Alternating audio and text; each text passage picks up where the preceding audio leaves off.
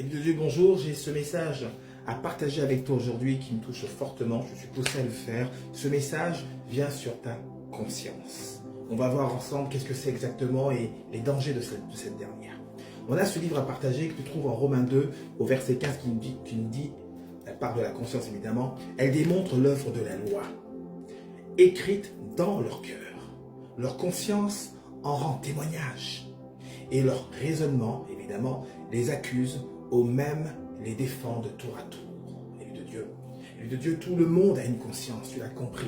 Je peux vous assurer, peu importe le pays, peu importe la nationalité, peu importe la contrée, peu importe la mentalité, vous avez commencé à être sensible au bien et au mal. Tu as une conscience, tu vois. Cette conscience fonctionnait dès lors à l'intérieur de toi, d'accord? Rappelle-toi, je vais te rappeler ceci. La première fois, toi qui écoutes ce message, où tu as enfreint ta conscience, la première fois où tu as commis l'adultère, où tu as menti, ou la première fois où tu as volé, qu'importe, la première fois où tu as péché, tu vois, cette première fois fait en sorte qu'aujourd'hui, la conscience, elle était là, elle te disait, qu'est-ce que tu fais? Réveille-toi, tu connais le bien et le mal, cette conscience, tu l'as depuis le départ.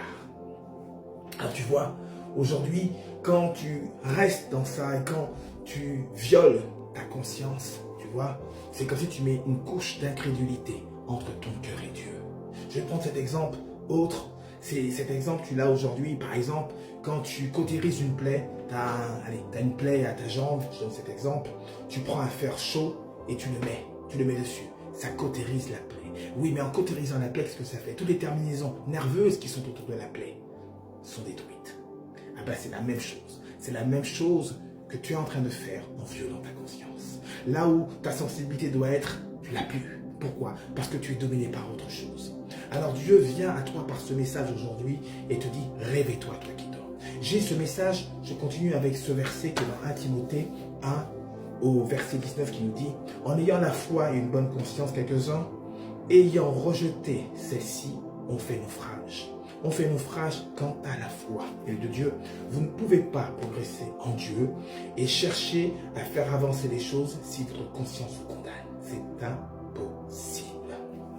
Tu sais, malgré tout, la conscience n'est pas un guide parfait.